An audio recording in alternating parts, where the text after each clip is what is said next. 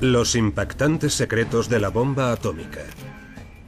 Historias poco conocidas que cambiaron el mundo. El físico que compartió los secretos nucleares de Estados Unidos con la Unión Soviética y años después con China. El israelí que reveló al mundo los secretos nucleares de su país.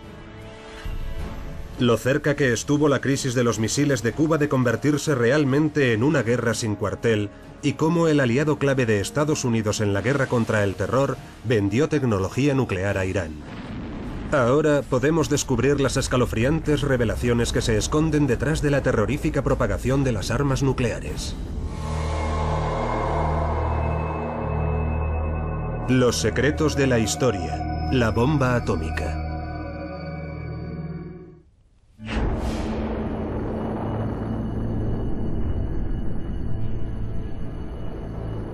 Un formidable poder se desata en este escenario. Un fogonazo de luz cegadora. Una devastadora onda de choque.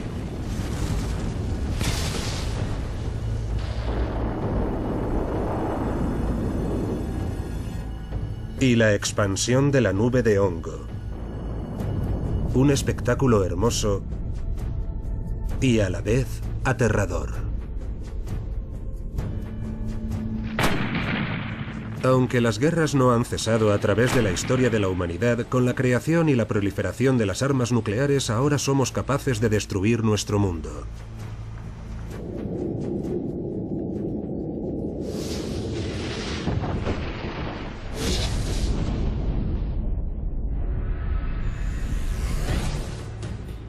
A día de hoy, 9 naciones poseen este escalofriante poder. Desde los miembros originales del Club Nuclear, Estados Unidos, Rusia, China, Gran Bretaña y Francia, hasta India, Pakistán, Israel y ahora Corea del Norte.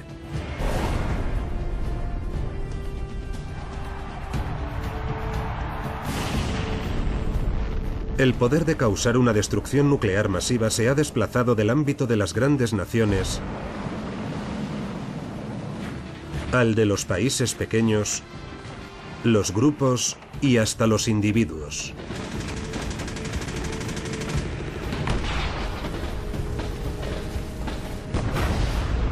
Y hoy por hoy, construir un artefacto nuclear no es tan difícil como se podría pensar. Hoy, con unos 15 kilos de uranio enriquecido, un estudiante de posgrado de ingeniería con algo de talento podría construir una sencilla pero poderosa bomba sufia. El equipo necesario para fabricar una bomba es fácil de adquirir, y la información necesaria para diseñarla puede encontrarse sin problemas en numerosas páginas web. Sería una bomba portátil del tamaño de una pelota de fútbol. Este artefacto podría instalarse en la parte trasera de un camión o a bordo de un barco y tendría el potencial de arrasar una gran ciudad en cualquier parte del mundo. Desde la creación de las armas nucleares, la amenaza de usarlas ha servido de fuerza disuasoria y de símbolo de estatus. En Oriente Medio, Irán y algunas naciones árabes se están esforzando por desarrollar su potencia nuclear. Sin embargo, hay una nación de Oriente Medio que posee armas nucleares desde hace más de 40 años, Israel. ¿Cómo acabó esta diminuta nación atesorando uno de los mayores y más secretos arsenales nucleares del mundo? Es una historia plagada de espías, conspiraciones y engaños. Una de tantas historias que ilustran cómo se han expandido por toda la Tierra las armas nucleares.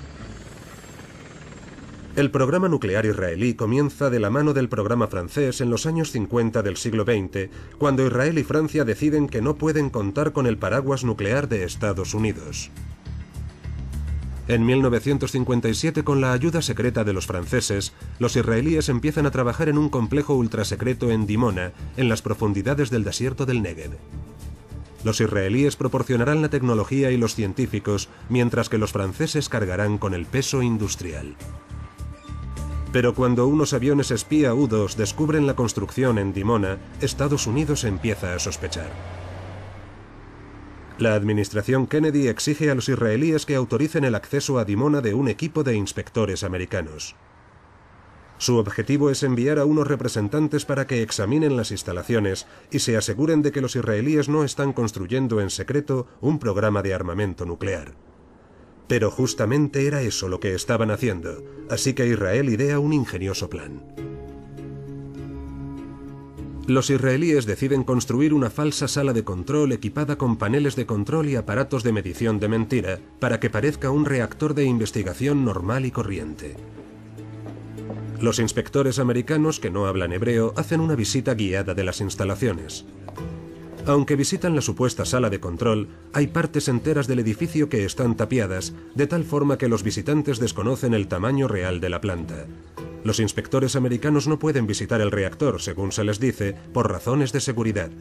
En realidad, la planta israelí encierra un área de reprocesamiento subterránea con ascensores secretos de los que los inspectores americanos no saben nada. Los israelíes están desarrollando su programa nuclear bajo los pies de los inspectores americanos, literalmente. Los expertos creen que para cuando estalló la Guerra de los 6 Días en 1967, Israel ya había ensamblado 2 artefactos nucleares. Israel es un miembro secreto del Club Nuclear. Y si la tensión hubiera degenerado, Israel habría sido capaz de detonar una bomba en Egipto y otra en Siria.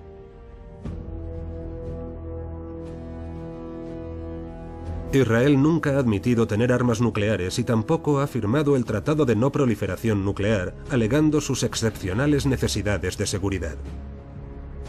Aunque Israel tiene un arsenal nuclear, considera que no puede permitir que las naciones árabes desarrollen el suyo propio.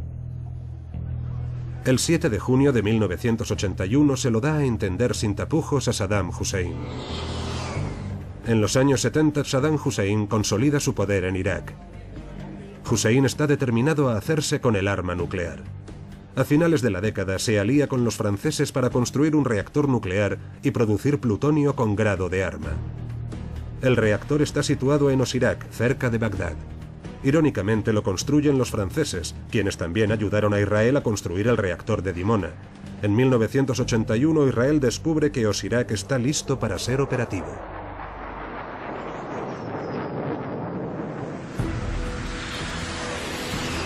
En una audaz operación aérea, un escuadrón de cazas israelíes atraviesa el espacio aéreo de Jordania y Arabia Saudí sin hallar ninguna resistencia. Volando a solo unos cientos de metros por encima del desierto para evitar ser detectados por los radares, se aproximan al reactor y largan una ráfaga de bombas de 900 kilos. Las bombas israelíes aniquilan Osirak. El ataque tiene lugar antes de que la planta entre en funcionamiento para evitar la lluvia radioactiva. Israel expande su arsenal nuclear en secreto y mientras tanto sigue negándose a reconocer su estatus de potencia nuclear. Pero tras una historia poco conocida que podría rivalizar con cualquier creación de Hollywood, esa fachada se derrumba para siempre en 1986. Mordecai Vanunu es un ingeniero de nivel medio que trabaja en la planta de Dimona. Se opone al programa de armamento nuclear de Israel. Vanunu hace dibujos y toma fotografías del material ultrasecreto de la planta y los lleva a Londres, Inglaterra. Vanunu trata de vender su historia al Sunday Times. Los editores están impresionados, pero antes de publicar el material han de comprobar los hechos.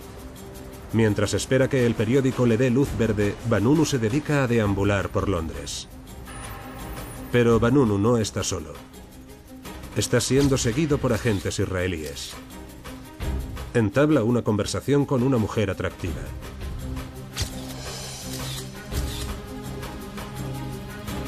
Se citan al día siguiente.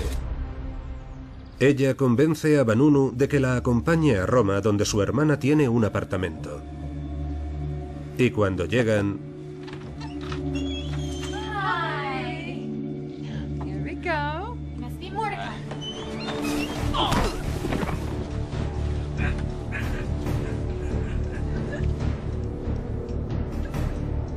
Una semana más tarde, Vanunu se encuentra en Israel en el cuartel general del Mossad arrestado por traición. En Londres sus revelaciones no tardan en ocupar todos los titulares. Salieron a la luz en el Sunday Times, lo cual supuso a nivel político un golpe devastador para los israelíes, ya que afloró toda la verdad. Israel no solo tenía bombas atómicas, sino que todo indicaba que estaba trabajando en la fabricación de bombas termonucleares, de neutrones, hacían toda clase de cosas. En diciembre de 1986, Vanunu es juzgado por traición. Es condenado a 18 años de prisión, 12 de ellos de reclusión en régimen de aislamiento. Hoy por hoy, un encontronazo entre Israel y sus vecinos podría conducir a un holocausto nuclear. El gobierno iraní, con sus declaraciones y su implicación con el terrorismo en el pasado, no es el tipo de país que nos interesa que tenga armas nucleares, aun a pesar de todas las teorías sobre cómo podría ser disuadido. Desde luego, es un motivo serio de preocupación. Mientras tanto, los talibán tienen la vista puesta en el frágil arsenal nuclear de Pakistán. Pakistán posee más de 1 tonelada de material nuclear explosivo, sobre todo uranio altamente enriquecido, es decir, uranio con grado de arma. Tiene algo de plutonio, tiene armas nucleares y tiene plantas para fabricar todos estos artefactos. Mientras tanto, en Extremo Oriente, Corea del Norte prueba sus armas nucleares. A día de hoy, Corea del Norte es una potencia nuclear y mucho más peligrosa, mucho menos dispuesta a dialogar y probablemente mucho menos dispuesta a aceptar lo que el resto del mundo consideraría como unos términos razonables.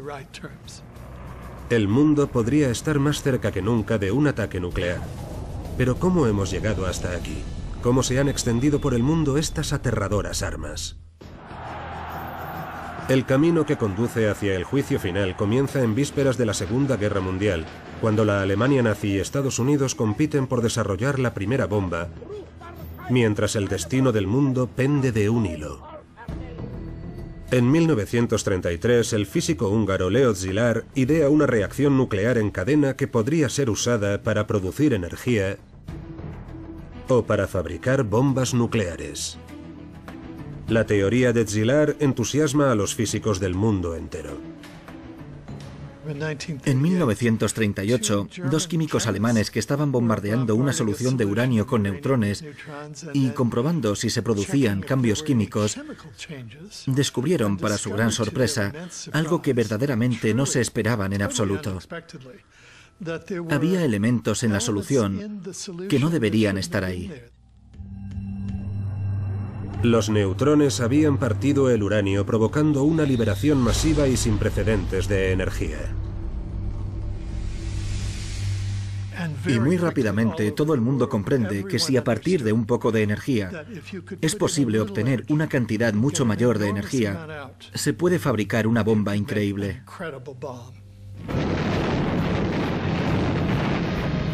Menos de un año después de ese descubrimiento estalla la Segunda Guerra Mundial en toda Europa. Las calles de Londres se han convertido en un infierno. Los combatientes saben que la capacidad de producir una bomba atómica podría suponer la diferencia entre la victoria definitiva y la derrota. En Estados Unidos, en centros apartados diseminados por todo el país, un programa ultrasecreto, el Proyecto Manhattan, compite con Alemania y Japón por construir la primera bomba. Algunos de los físicos más brillantes del mundo, muchos de ellos son refugiados, trabajan en este laboratorio de armamento en Los Álamos, Nuevo México. Durante la guerra, los científicos de Los Álamos no sabían realmente lo que estaba pasando en Berlín. Sospechaban que estaban realizando enormes progresos porque habían partido el núcleo. Sus preocupaciones están fundadas. Los aliados saben que Alemania está realizando un esfuerzo considerable que pronto podría dar sus frutos, pero los alemanes necesitan el agua pesada almacenada en la planta de Norsk, en la Noruega ocupada. Para conseguir que funcione un reactor se necesita o bien grafito muy puro o bien agua pesada, que sirve de moderador en los procesos de fisión. La planta de agua pesada de Norsk tuvo una importancia enorme en la historia de la guerra y de la seguridad de la civilización occidental. Un intrépido comando aéreo aliado destruye la planta.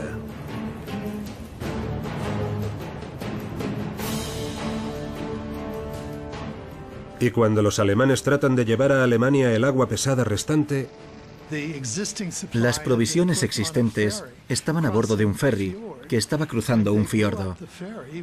Y los aliados volaron el ferry pese a que había civiles noruegos a bordo, que murieron. Pero para el resto del mundo era muy importante impedir que llegara ese material a Alemania. Pero los alemanes no son el único enemigo que ambiciona la dominación mundial. En los años 40 los japoneses también compiten por fabricar una bomba atómica. El profesor Yoshio Nishina, un antiguo colaborador de Albert Einstein, dirige los esfuerzos japoneses. El 9 de marzo de 1945, Estados Unidos envía 300 bombarderos B-29 a Tokio. En el que ha sido considerado el bombardeo aéreo más devastador de la historia, el napalm arrasa 40 kilómetros cuadrados de la ciudad. Más de 88.000 japoneses mueren en una sola noche. Pero el ataque tiene otro objetivo oculto. El bombardeo también aniquila la planta nuclear japonesa, justo cuando el separador térmico estaba a punto de entrar en funcionamiento.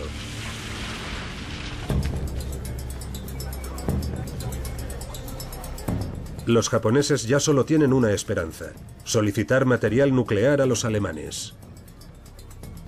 Y en marzo de 1945, Alemania envía 540 kilos de uranio no procesado a Japón. Pero en mitad del trayecto, el submarino recibe la noticia de que Alemania se ha rendido y regresa a la superficie, donde cae en manos de las fuerzas americanas. El hecho de que contiene media tonelada de óxido de uranio no se hace público. La esperanza de Japón de desarrollar la bomba antes que nadie se desvanece. 2 meses más tarde, en Los Álamos, Nuevo México, tras años de esfuerzos denodados, los científicos estadounidenses del Proyecto Manhattan por fin están listos para probar una bomba que llaman el artilugio.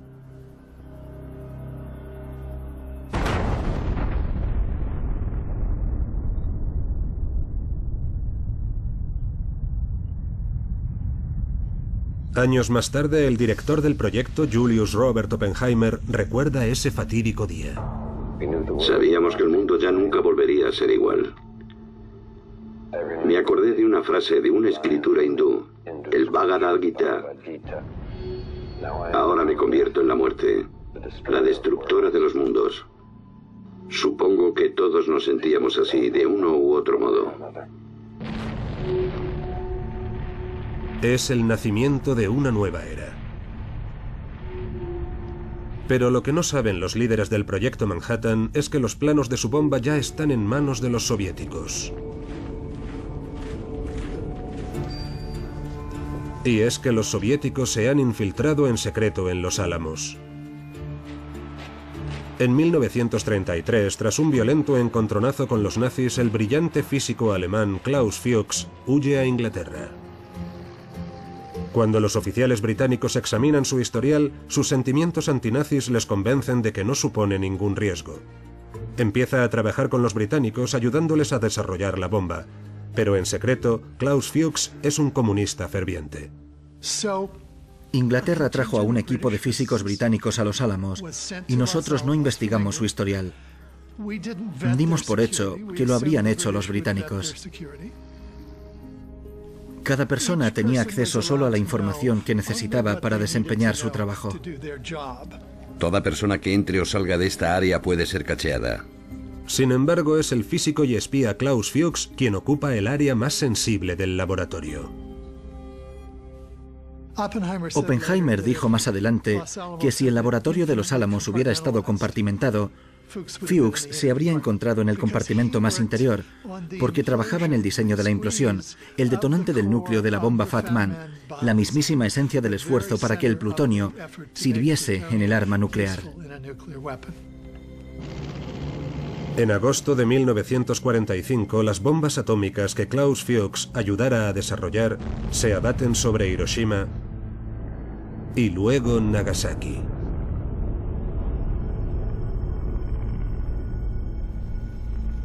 Mueren más de 200.000 personas. En la mayor celebración que ha visto nunca la ciudad del viento, la alegría no tiene límites. Por fin, la guerra ha terminado.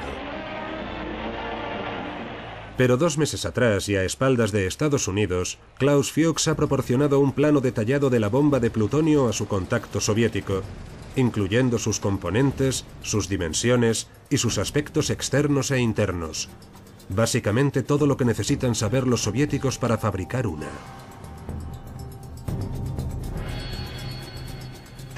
Tenían los planos de la bomba. Tenían los planos de los sistemas de enriquecimiento del uranio. Tenían los planos de los sistemas de separación electromagnética. Durante 40 años, se creyó que Klaus Fuchs fue el único espía en Los Álamos. Pero en 1955 se descubrió que había otro. Se llamaba Theodore Hall y era el físico más joven de Los Álamos. En 1944, Hall proporciona a los soviéticos información crucial sobre el diseño de la bomba de implosión que corrobora los datos de Fuchs.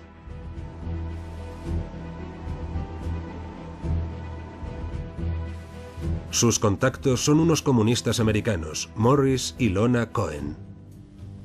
Básicamente, Morris y Lorna Cohen trabajaban como contactos, recabando información de los espías en distintos lugares y transmitiéndola a la embajada soviética en Nueva York. En 1945, Hall proporciona a Lorna Cohen los planos de la bomba que estalló en Nagasaki. Esta los escondió en una caja de Kleenex que llevaba consigo. En el tren que la llevaba de vuelta al este, descubrió horrorizada que había agentes de los servicios de inteligencia del ejército registrando las maletas de todos los pasajeros. Ella llevaba encima los planos, con una gran presencia de ánimo y de hecho con una sangre fría apabullante, fingió que había perdido su billete, se echó a llorar y sacó un Kleenex para sonarse. Cuando llegó el agente, le tendió la caja de Kleenex al revisor, lo cual naturalmente daba a entender que no había nada importante dentro. Y cuando acabó de llorar y encontró su billete, se le devolvió la caja.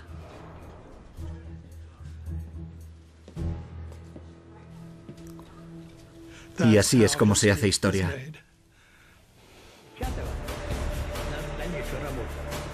Con el material facilitado por Fuchs, Hall y otros, los soviéticos pueden detonar su propia bomba nuclear.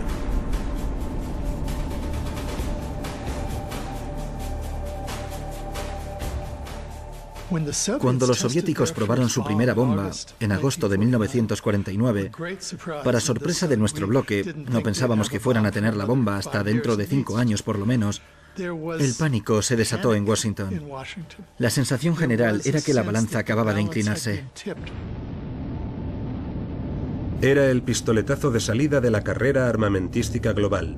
A partir de ese momento, toda gran nación se convertiría en miembro de un exclusivo club, o en un quiero y no puedo. El bazar del armamento nuclear había abierto sus puertas. Colocar gafas o apartar la vista. No quitar gafas o mantener la vista apartada de la explosión hasta pasados 10 segundos del primer fogonazo. En los años 50, Estados Unidos empieza a centrarse en el desarrollo de las bombas de hidrógeno, también conocidas como bombas termonucleares.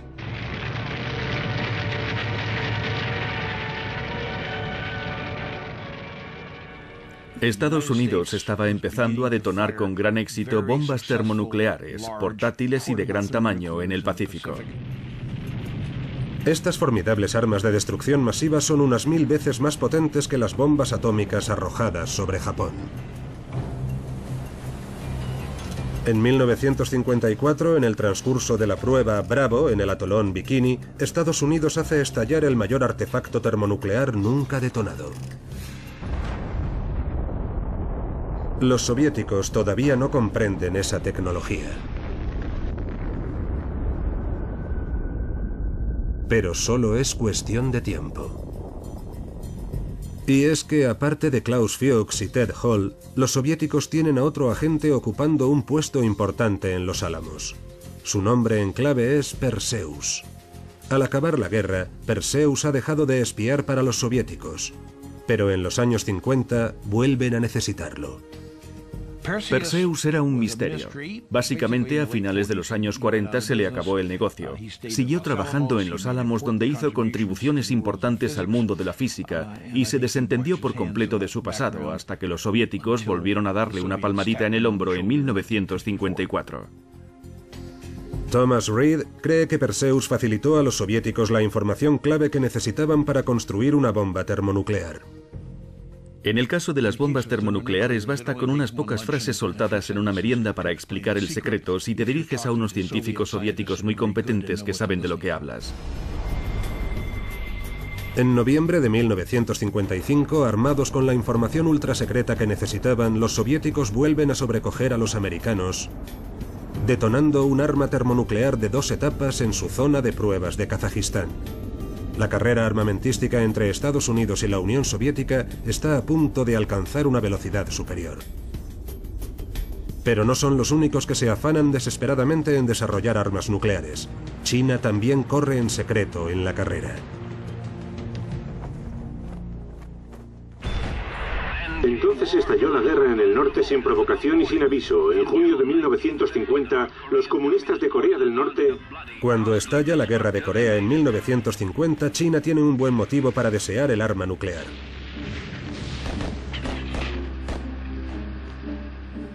Cuando Mao Zedong destaca tropas chinas en Corea, el presidente Truman, como más adelante el presidente Eisenhower, amenaza a China con sus armas nucleares. Mao decidió seguir adelante con su programa nuclear en 1955. Y su primer paso fue, durante años, reclutar estudiantes de posgrado, enviar estudiantes al extranjero, mandar científicos chinos a universidades americanas y volver a traerlos a casa.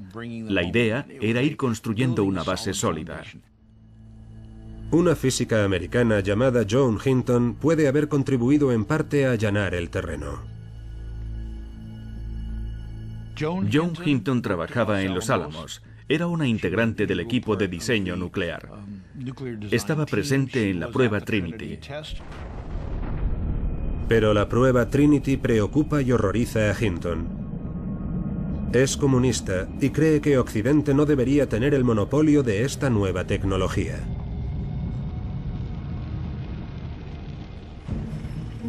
En 1948, Hinton se muda a China y entra en contacto con los comunistas chinos.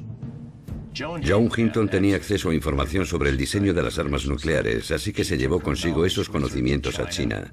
Es evidente que poseía esos conocimientos y es posible que ayudara a China al principio del todo.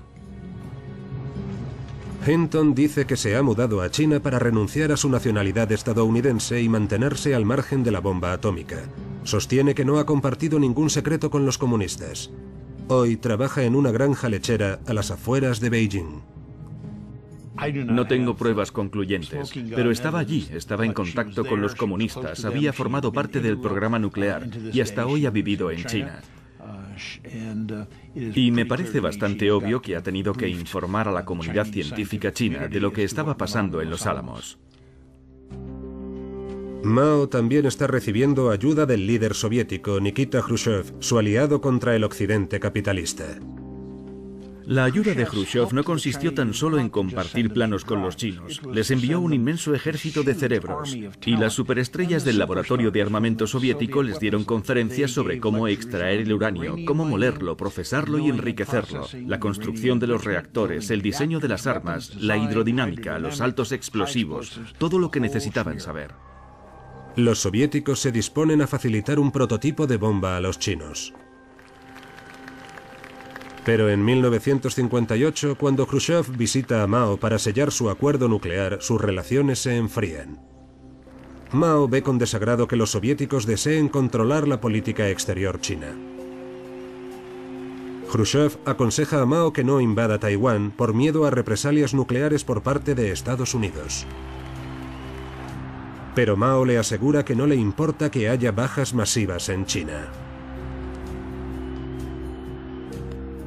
Luego hablaron de la actitud de Mao hacia la guerra nuclear. Su respuesta fue algo así como, sí, puede que mueran algunos millones de chinos, ¿y qué? Khrushchev se dijo, este tipo se ha vuelto loco. No vamos a seguir apoyándolo. Khrushchev se replantea armar una nación tan densamente poblada, situada en su frontera meridional. Un país que un día puede convertirse en enemigo. Empieza a repatriar a sus científicos. La gente clave empezaba a irse de vacaciones y ya no volvía. Y los chinos con los que habíamos hablado nos dijeron, nos estuvieron dando mucha información, solo que el reactor no alcanzaba el estado crítico. Los soviéticos han estado facilitando información falsa a los chinos. Pero Mao y los chinos van a obtener la información correcta de una fuente muy fiable. El mismísimo Klaus Fuchs, el antiguo científico de los Álamos que había espiado para la Unión Soviética más de 10 años atrás. La tecnología nuclear se propaga de forma misteriosa. Klaus Fuchs fue espía durante la guerra, fue arrestado y lo reconoció. Lo enviaron al talego durante una década. En 1959, Fuchs es puesto en libertad 5 años antes de tiempo por buen comportamiento. Se va a vivir a Dresden, en Alemania del Este, para enseñar física. Pero, ¿a quién enseñaba? Uno de sus primeros visitantes ese verano fue Qian Sanqian, el jefe del programa nuclear chino. Y está claro que en el verano del 59, Fuchs impartió una clase magistral a los chinos sobre el funcionamiento de los Álamos.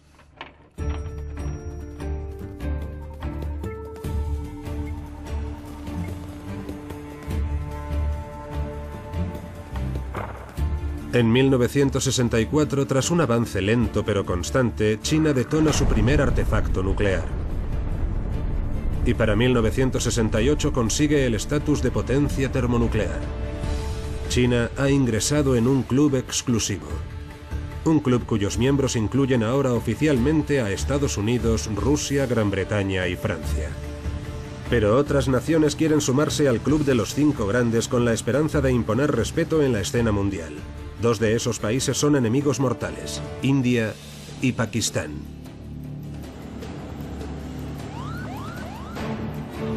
En 1971, cuando estalla la guerra civil en Pakistán, India interviene en el conflicto y le inflige a Pakistán una humillante derrota. La guerra anima a un pakistaní profundamente patriótico a buscar venganza. Se llama A.Q. Khan. Khan es un ingeniero metalúrgico experto en la fabricación de separadores centrífugos, unos cilindros que sirven para enriquecer el uranio usado en las armas nucleares. Khan no fue quien diseñó la bomba. Su competencia, crucial en la creación de todo arsenal nuclear, le sirvió para desarrollar la tecnología necesaria para enriquecer el uranio. En este caso, fue uno de los que aprendieron a manejar los separadores centrífugos. Khan vive en Holanda, donde trabaja para una compañía holandesa que enriquece uranio.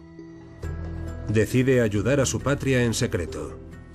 Empezó a recabar información nuclear en Europa porque ahí es donde se estaba desarrollando la tecnología para enriquecer el uranio para los reactores. Estuvo tomando apuntes desde 1972 hasta 1974. Khan tiene acceso a una de las plantas nucleares más sensibles y secretas de Europa.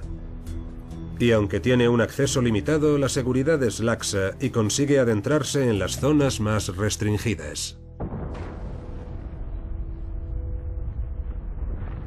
Entonces, en mayo de 1974, Pakistán y el resto del mundo descubren, consternados, que India ha detonado su primera bomba nuclear, el Buda sonriente.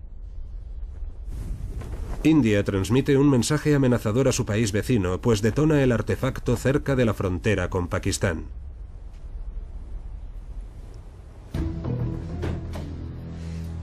Khan empieza a facilitar información nuclear altamente clasificada a la red de espías pakistaníes de Holanda.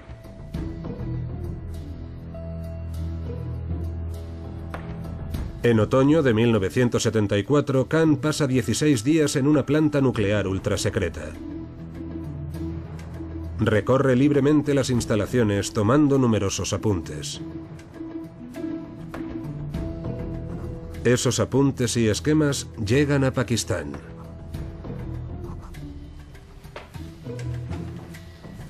Mientras tanto, sin embargo, las autoridades holandesas han empezado a sospechar de Khan. Pero cuando se disponen a arrestarlo, la CIA detiene la operación porque quiere rastrear sus actividades y a sus cómplices. En diciembre de 1975, Khan huye a Pakistán con las maletas llenas de planos ultrasecretos de separadores centrífugos y con los contactos de cerca de 100 proveedores de componentes para fabricar armamento nuclear. A lo largo de la siguiente década, Pakistán trabajará en el desarrollo de una bomba nuclear tras los muros de su planta secreta de Kahuta. Pero no trabaja solo. Pakistán recibe la ayuda de un amigo extranjero, China. Y es que el dirigente chino Deng Xiaoping está más que dispuesto a ayudar a Pakistán en su lucha contra su enemigo mutuo, India. Con la ayuda de China, Pakistán prueba su primera arma nuclear en 1998. Un nuevo miembro ha ingresado en el club. El diseño de la bomba era en realidad un diseño chino. Y de hecho, la primera prueba de una bomba pakistaní fue llevada a cabo en China. Pero China no está ayudando solo a Pakistán. Deng Xiaoping empieza a plantearse propagar armas y materiales nucleares en los mundos musulmán y marxista. También empezó a facilitar reactores secretos a Argelia, misiles a Arabia Saudí y toda clase de tecnologías a Corea del Norte. Thomas Reed cree que Deng Xiaoping tenía un motivo oculto. ¿Por qué? ¿Por qué cedió toda esa tecnología a Corea del Norte? ¿Por qué armó a Argelia? ¿Por qué mandó todas esas cosas a tantos países? Tal y como lo veo, la opinión de Deng Xiaoping era que si a raíz de esa proliferación tecnológica tenía lugar una explosión en algún lugar de Occidente sin ninguna huella dactilar china, a él solo podía resultarle beneficioso. Los chinos serían los últimos supervivientes. El pánico a una guerra nuclear ha impedido que ocurra por el momento. Pero ya hemos estado al borde de una guerra nuclear, más de lo que nadie supo en su día. El 15 de octubre de 1962, las fotografías tomadas por un avión de reconocimiento americano revelan la construcción de misiles soviéticos en Cuba. El presidente John Fitzgerald Kennedy exige su retirada, pero aún hay más en camino. Estados Unidos establece una cuarentena naval para impedir su llegada. Día tras día, la crisis se agudiza. Nadie da marcha atrás. Estuvimos realmente al borde de la guerra. Yo fui un testigo de primera mano, en cierto sentido. Estaba en los servicios de inteligencia. Estaba destinado en Estados Unidos por aquel entonces. Y cuando vi llegar a las costas los buques soviéticos cargados de misiles, pensé que iba a pasar algo gordo. ¿Quién sería el primero en dar marcha atrás? Pero América tiene una baza oculta en Moscú. Una de sus fuentes por aquel entonces era el coronel Oleg Penkovsky, que tenía una relación muy estrecha con la élite militar soviética de la época. Y por lo que supe más adelante, fue él quien informó a Estados Unidos. Gracias a ello, la Casa Blanca supo a qué atenerse. Penkovsky informa a Washington de cuántos misiles tienen los soviéticos, así como de detalles cruciales sobre los problemas que están teniendo los soviéticos con los sistemas de guiado de sus misiles. La información facilitada por Penkovsky demuestra que los soviéticos no son tan fuertes como quieren hacer creer a Estados Unidos. Esto anima a Kennedy en su pulso con Khrushchev. Pero ninguno de los líderes tuvo conocimiento de un aspecto de la crisis que ocurrió literalmente por debajo de la superficie. Esta historia no trascendió hasta 2002. Estados Unidos no sabía que los submarinos que escoltaban los barcos soviéticos estaban equipados con armas nucleares. Había otros buques siguiendo a los buques soviéticos. Los cargueros que transportaban los misiles estaban escoltados por submarinos con armas nucleares. Y los estaban siguiendo unos submarinos estadounidenses muy sigilosos y también equipados con armas nucleares. Todos esos capitanes tenían el dedo puesto en el gatillo. Era una situación muy volátil. Los submarinos soviéticos habían recibido órdenes de abrir fuego si las fuerzas americanas les atacaban o les obligaban a salir a la superficie. Durante los momentos más críticos del enfrentamiento, eso fue exactamente lo que ocurrió. Las fuerzas americanas estaban soltando pequeñas cargas de profundidad sobre los submarinos soviéticos para obligarles a salir a la superficie para su inspección. El submarino B-59 es uno de sus objetivos. El bombardeo dura varias horas. Los niveles de oxígeno descienden. Las temperaturas alcanzan los 49 grados. Los tripulantes empiezan a perder el conocimiento. Los subcomandantes soviéticos ordenan que se armen los torpedos con cabezas nucleares. Los comandantes soviéticos que iban a bordo de ese submarino se plantearon seriamente disparar uno de sus torpedos nucleares. Ello podría haber desencadenado una guerra nuclear sin cuartel. Pero el comandante del submarino B-59 controla su ira y ordena que el submarino emerja a la superficie para ser inspeccionado. Al día siguiente, termina la crisis.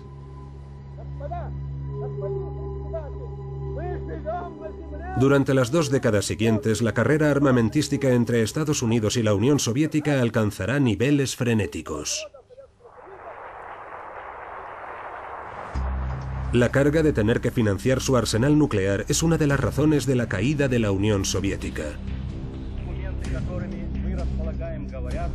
Cuando esto sucede, la seguridad de algunos de los materiales más secretos y volátiles del mundo corre peligro. Lo interesante de la implosión de la Unión Soviética en 1991 es que tuvo lugar en 2 frentes. En primer lugar, había armas nucleares por toda Ucrania y en Kazajistán, unas 6.000 armas nucleares. Le llevó 5 años a Rusia convencer a esos países de que volvieran a vendérselas a cambio de otras cosas. Pedían dinero, combustible para sus reactores, toda una serie de favores y de paso ser tachados de la lista de enemigos de Estados Unidos.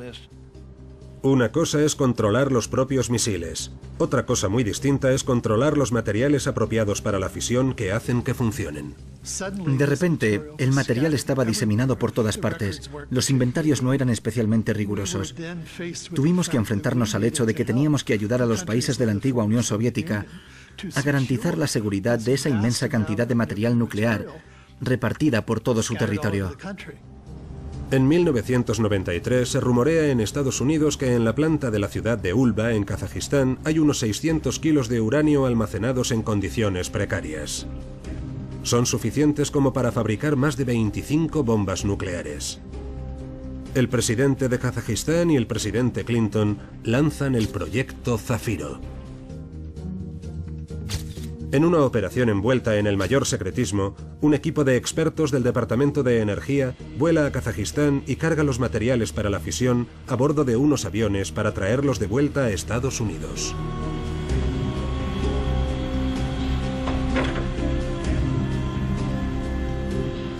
Pero se cree que no todo el uranio llegó a Estados Unidos. 2 años después de salir a la luz la operación, el Washington Times denuncia que al desembarcar la carga faltaban 54 kilos. Así que producimos toneladas y toneladas y sabemos dónde está el 99%, y eso está muy bien, pero el 1% de varias toneladas sigue bastando para fabricar docenas de armas nucleares. Y a finales de los años 90, esto puede suponer un inmenso problema, ya que el uranio, el equipo para fabricar armas nucleares y la tecnología nuclear son mercancías muy valiosas en los mercados negros del mundo entero. Y el padre de la bomba islámica de Pakistán, Aql Khan, dirige las operaciones. Aql Khan regresa triunfalmente a Pakistán en 1975. A mediados de los años 80 se dice que sus socios y él se han hecho millonarios vendiendo equipo y planos para fabricar armas nucleares. Abrió una especie de supermercado nuclear donde vendía toda clase de tecnología a países que Estados Unidos preferiría que no tuvieran acceso a ella, más concretamente Libia, Irán y Corea del Norte. El entramado de Khan incluye a otros científicos, ingenieros y administradores dispuestos a vender los secretos de su país al mejor postor. Pero el dinero no es lo único que les interesa. El Pakistán Islámico también ayuda a otros que comparten su credo, algunos de los cuales son enemigos de Estados Unidos. A raíz de los atentados del 11 de septiembre de 2001, se descubre que 2 científicos nucleares pakistaníes estrechamente ligados a Khan se han reunido con líderes de Al-Qaeda en 2000 y 2001. Los científicos pakistaníes han estado tratando de pasar a Al-Qaeda materiales nucleares de contrabando procedentes de Rusia y Asia Central. Según ciertos informes, Aku Khan llega incluso a viajar a Afganistán en abril de 2003 para reunirse con Osama Bin Laden. Los servicios de inteligencia llevaban 20 años tras la pista de Khan. Es una historia lamentable, porque la inteligencia estadounidense llevaba 20 años sabiendo lo que hacía Khan, pero nunca ordenó a sus operativos que fueran a arrestarlo o ejecutarlo. Estados Unidos ha hecho la vista gorda ante las actividades de Khan por la ayuda que recibe de Pakistán en la lucha contra Al-Qaeda y los talibán. Pero ahora las cosas están a punto de precipitarse. En octubre de 2003, la inteligencia americana intercepta un buque alemán destinado al programa nuclear secreto de Libia. Contiene componentes centrífugos para enriquecer el uranio. Parte del programa nuclear completo que Khan ha vendido a Libia. Pakistán cede ante la presión internacional y arresta a Khan. Este confiesa que ha vendido tecnología nuclear no solo a Libia, sino también a Irán y a Corea del Norte. El gobierno pakistaní niega haber tenido conocimiento de las actividades de Khan, y el presidente George W. Bush acepta oficialmente la explicación del presidente Musharraf, su aliado en la guerra contra los talibán. Aku Khan se disculpa públicamente. Comparezco ante ustedes para decir que lo lamento profundamente y expresarles mis más sinceras disculpas. La detención de Khan y su confesión es una gran obra de teatro. Está claro que Khan desempeñó el papel de chivo expiatorio. Todos en Pakistán, el ejército, la industria, los laboratorios, los científicos, estaban involucrados en el trapicheo de tecnología nuclear. Como tiene a Khan de cabeza de turco, el gobierno militar de Pakistán no tiene que reconocer su complicidad en este comercio, bien por razones ideológicas, como en el caso de los estados musulmanes, bien por el dinero, como en el caso de los estados marxistas. El aliado más vital de Estados Unidos en la guerra contra el terror ha estado vendiendo tecnología nuclear a los terroristas islamistas. Aku Khan vive bajo arresto domiciliario en una mansión palacial. Así que está encerrado en un castillo espléndido donde puede pasar 4 o 5 años comiendo lo que quiera, y el Comité de Inteligencia de Estados Unidos no puede tocarle un pelo. No está arrestado, está bajo custodia. Hay una gran diferencia. La CIA, entre otros, quería interrogar a Aku Khan en esa especie de régimen de aislamiento de lujo en el que se encontraba, y el gobierno pakistaní denegó su petición por razones evidentes. No le iba a reportar ningún beneficio y seguramente le perjudicaría si la CIA se enterase del apoyo que había recibido del gobierno pakistaní. Khan es indultado en 2009, pero el daño ya está hecho. Algunas de las naciones más peligrosas del mundo están ahora equipadas o podrían estarlo pronto con armas nucleares. Los secretos de la bomba nuclear han sido transmitidos por todo el mundo por gobiernos que pretendían ayudar a sus aliados, por sus simpatizantes y por sus espías. Durante más de 70 años, el mundo ha tenido que enfrentarse al pavoroso espectro de la destrucción nuclear. Y ese miedo no nos ha abandonado. Cuantos más países posean la bomba, mayor será la incertidumbre. Mientras siga habiendo armas nucleares en el mundo, los demás querrán tenerlas. Ese es el primer axioma. Y el corolario es que tarde o temprano terminarán siendo usadas.